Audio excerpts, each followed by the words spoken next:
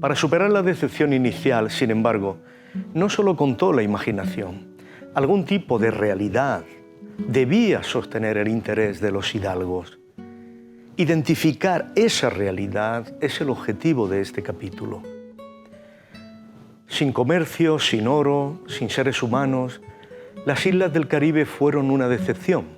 Sin embargo, cuando Colón aseguró que tras las islas se abría un extenso continente, se dispararon las expectativas entre los estratos hidalgos. El estamento social que se hundía en una profunda crisis en la Castilla de finales del siglo XV y que, acabada la Reconquista, veían en aquella nueva expansión una oportunidad. Habían hecho de la guerra su forma de vida, se habían adueñado de la floreciente economía del Al-Ándalus, habían combatido en Italia y en el norte de África antes de que se acabara el siglo XV y al inicio del XVI. América fue igualmente un destino imparable para aquellos hombres, acostumbrados a combatir fuera de su patria y de su tierra. Así que continuas empresas de exploración se desplegaron hacia la Española, hacia la península de Yucatán. Pronto, los castellanos se dieron cuenta de que estaban explorando un gran golfo, en cuyo centro debía estar el mar abierto que conducía hacia Zipango. Aquellos aventureros buscaban con ansia ese paso en el centro del golfo. Pensaban que las islas del Caribe eran las previas al gran seno que debía llevar a China. Juan de la Cosa, en 1500, hizo el mapa que iluminó todos esos destinos y todas esas ilusiones. Se dio algo así como una premonición colectiva y allí donde se dibujó el centro del Golfo de México se depositó la figura de San Cristóbal, el patrón de los pasos angostos a través de las aguas. Esta ansiedad por seguir el camino de Poniente hasta dar con el extremo oriente fue general. Eso era lo que habían ordenado los reyes, que competían ante todo con Portugal. Ese era el proyecto inicial y muchos se lanzaron a su descubrimiento. Por eso, tan pronto como 1513, ya estaba descubierto por Núñez de Balboa el otro océano, el Pacífico. Ante ellos se abría un horizonte pleno hacia China. La aventura podía continuar. El interés del reino no cesaba de alentarla. La mente de todos estos viajeros estaba dominada por ese espíritu caballeresco que no era incompatible con el afán de fama, riqueza y prestigio. Esa era la base última de su psiquismo. En el horizonte a todos se le prometía oro, promoción social, poder y prestigio, la dulce fama. Sin embargo, los hidalgos castellanos habían interiorizado desde hacía mucho tiempo ese espíritu de aventura y no estaban dominados por la fiebre. Disponían de un modo de vida que se basaba en ese ardor que ya se había estabilizado en su alma con sobriedad y coraje. Ellos estaban acostumbrados a adentrarse en tierras desconocidas y eran a la vez arrojados, realistas, fríos y calculadores. No eran una cuadrilla de exaltados, llevaban mucho tiempo practicando la guerra como actividad, buscaban prestaciones económicas y sabían desplegar la milicia en terreno inhóspito, hostil y extraño. Lo habían hecho en Al-Ándalus, en el Magreb, en Nápoles. Eran aventureros, pero altamente racionales, pues desde antiguo el peligro y la economía iban unidos para ellos. Calculaban costes y beneficios con rigor y defendían sus ventajas y sus intereses con ardiente furia y seriedad. Su costumbre era formar cuadrillas juramentadas, pactadas, siempre con reconocimiento del rey, a quien reservaban el quinto de sus beneficios en prueba de lealtad, como hacían los musulmanes con su califa. Sin estas tradiciones antiguas no se entenderá la acción de España en América. Su versatilidad, su constancia, su capacidad de superar todos los fracasos, su tenacidad. Sin embargo, algo había cambiado. La base para ese comercio con Oriente que se anhelaba ya no era la península ibérica, sino precisamente esas nuevas tierras de Nueva España. Esa base debía estabilizarse. Pronto se fundó una ciudad en la costa del Pacífico. En 1519, el plenipotenciario español Pedradías Dávila fundó Santa María de la Asunción de Panamá. Entonces fueron plenamente conscientes de estar vinculando dos mundos. Ya no se referían a América y Europa, eso ya lo hacía Santo Domingo, con su fuerte San Juan, que era la llave de las Indias. Los dos mundos que debía vincular Panamá era Oriente y Occidente. Aunque no se sabía lo lejos que estaba Zipango, se sabía que desde la nueva ciudad se podía organizar la plataforma adecuada para llegar hasta allí.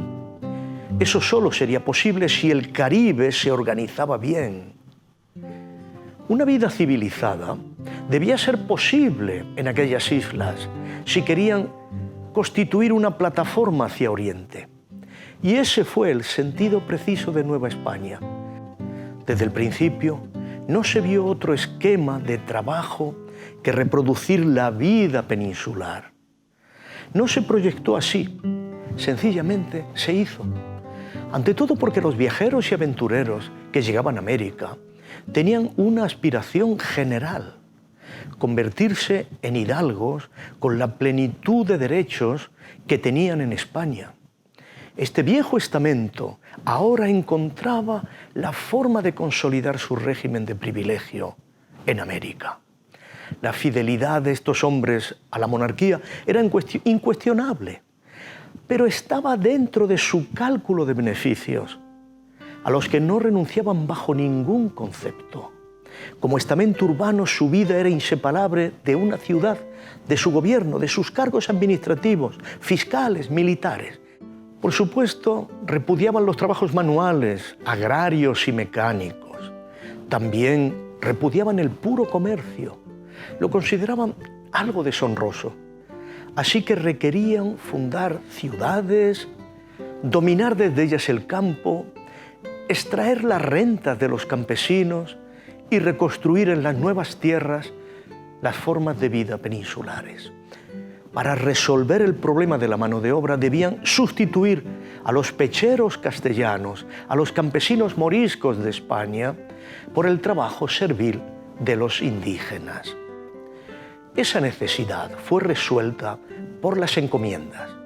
Los nuevos hidalgos ofrecían protección a los indígenas y adelantaban en su evangelización a cambio de obediencia y de trabajo obligatorio a su servicio. Como los indígenas del Caribe no lo resistían y morían de forma masiva, pronto se recurrió al comercio de esclavos para sustituirlos. Ese fue el primer tráfico constante que unió Europa con América. Entregados como asientos a los marinos portugueses, los barcos de esclavos africanos sirvieron para las primeras plantaciones de azúcar y de cacao, más productivas que las españolas. La diferencia consistía en que los asientos de esclavos constituían una inversión y por eso, con su compra, se debía realizar un trabajo productivo. El comercio de esclavos fue así la condición de todo ulterior comercio con Europa. Fue la energía de las Indias. Aquí no se improvisó. Sencillamente se aplicó la forma agraria que ya existía en la península. La caña de azúcar ya se cultivaba en Valencia con mano de obra morisca. Ahora se trasladó a América porque los esclavos eran más baratos. Santo Domingo fue la primera tierra que inició la nueva industria. Luego pasó a Cuba y desde allí iría más tarde a México. No se ha puesto la debida atención en este hecho, pero por donde pasaban los españoles se extendía la caña de azúcar. Se producía azúcar, melazas, panelas y aguardientes. Ese comercio era muy productivo. La mano de obra procedía de los barcos que traían esclavos de la costa occidental de África. Todo cambió con el establecimiento de las explotaciones azucareras. La búsqueda de tierra ahora era algo más que encontrar el camino hacia la China. Por supuesto que eso no se olvidó. Sin embargo, una economía esclavista entraba en funcionamiento ya por el mismo tiempo en que se comenzaba a explorar Florida. Yucatán ya sería bien conocida antes de que Cortés marchara hacia México. Sobre aquella economía se mantuvo una base firme de las Antillas, con su importante administración. De ella partieron exploradores buscando oro, perlas, tierras fértiles, con una finalidad económica que complementaba la increíble capacidad de todos esos nuevos y viejos hidalgos de enfrentarse a los más intensos peligros con las armas en la mano. Fue necesaria una versatilidad, una flexibilidad, una dureza formidable para aquella empresa. Se podía pasar de explorador a gobernador, de marinero a jefe de empresa, de recién hidalgo a regidor de alguna de aquellas ciudades que se fundaban sin descanso de norte a sur. Si nos preguntamos quién era esa gente que podía ir a América, debemos contestar con claridad: quien pagara al rey la matrícula, cuyo registro se llevaba con rigor en Sevilla, ciudad que se hizo con el monopolio en la conexión con las Indias y de la que partían todos los navíos que encaraban la ruta hacia el Nuevo Mundo. La monarquía era consciente de que estaba solucionando un problema social en España, pero tampoco quería crear otro.